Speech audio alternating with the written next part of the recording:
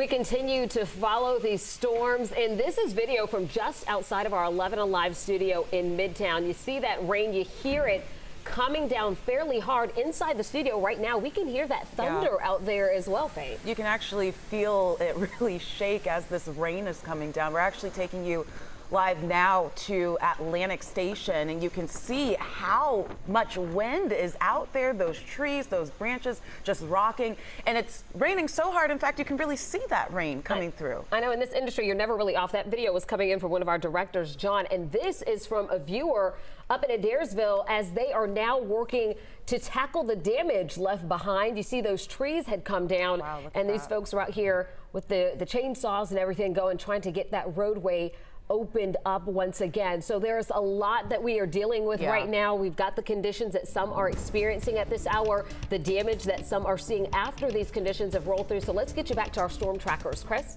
Yeah, we've been watching these storms move through, and right now they are not as intense over Metro Atlanta as they were over to the west of us, but still a very heavy rain and some strong winds along with this line that is moving through. It has just passed through the city of Atlanta. We still have some of these showers, though. This is pretty much along the 985 and 85 corridor up to the north and east of us. We still have a severe thunderstorm warning up in Habersham County and over towards Stevens County up near the Toccoa area. That's going to move over into South Carolina. But right now, even though this line still has heavy rain and strong winds with it, we no longer have any severe thunderstorm warnings in the Atlanta area or really in Metro Atlanta. But you folks over on the east side, I want you to be prepared though, because this is still some really heavy rain that's moving through. We just talked about the lightning strike and thunder that we heard here at the station. That's from that strike right there with this heavy rain over Atlanta, over on the east side, into parts of DeKalb County. That's moving over closer to Rockdale County. It'll also be into Newton County there in just a little while here too. And this extends down to the south of us as well. We still have the tornado watch in effect for areas north and east of the city. You folks in Covington, down in Butts County and Jackson, also down into parts of Pike, Lamar County, Spalding County. This line is about to move your way, and we're seeing some winds ahead of the storm as well as behind the storm. This is our view right now. Our tower cam at Northside Hospital. Just a little while ago, we could barely see through this camera because the visibility was reduced with the heavy rain.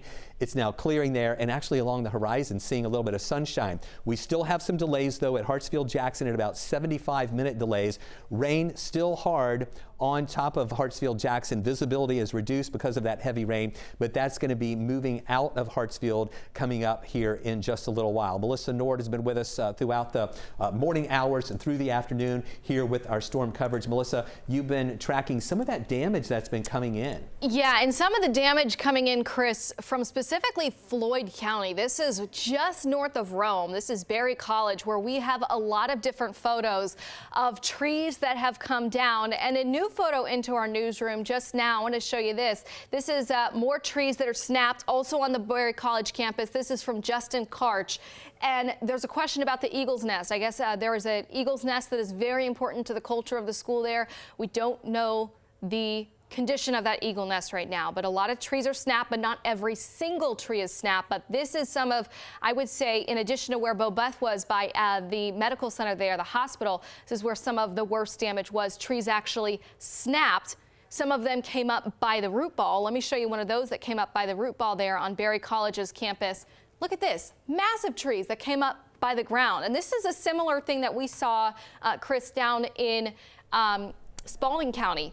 As we had the tornadoes on January 12th, we had root balls that came up, and that's how the trees ended up falling. We don't know for sure if this was a tornado warning, but we do know it, or about the tornado rather, but we do know that there was a tornado warning on the Berry College campus earlier as the storms are coming through. Now, meanwhile, in advance of the storms and after the storms, we've been dealing with these really strong wind gusts, and our high wind warning for the metro will continue for the next couple of hours. But as the storms pass, for about an hour or two, you're still going to see these strong wind gusts, even as the sun comes out. But then after those storms pass for a little bit, the winds start to calm down a bit. Here's the wind gust from the last hour. 37-mile-per-hour gust here in Atlanta, 31-mile-per-hour gust out in Covington, where those storms still have not arrived yet, and 33-mile-per-hour gust in Thomaston. And again, high wind warning was issued for the metro. They've now changed that. This is an update that just came into our newsroom. They've canceled the wind warning but now put a wind advisory in effect, Chris, for the rest of the metro, which will last until we get into 11 o'clock tonight. So it still stays gusty out there, but as this initial line passes, after a couple of hours, the extent of those wind gusts will start to come down a little bit. Yeah, that's a good sign that we're seeing those winds calm down a little bit. Another good sign is that a lot of this tornado watch is being canceled now. More counties being taken out of this in northeast Georgia. And as that line moves to the east, I really think that this tornado watch will end before the expiration time, which is supposed to be at 8 o'clock tonight. So take a look at the forecast track.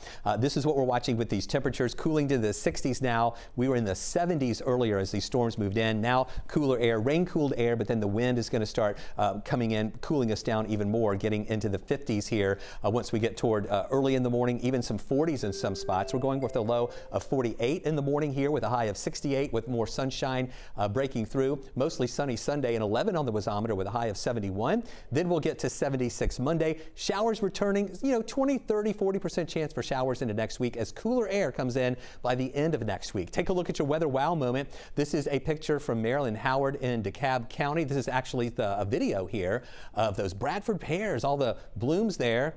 Some people even sent us pictures saying it looked like snow came from all the blooms coming off of the Bradford pears in the wind. Thanks, Marilyn, for sending that to us. Marilyn is one of our 11 Alive community storm trackers. You can also be a part of that group on Facebook. Just search 11 Alive Storm Trackers.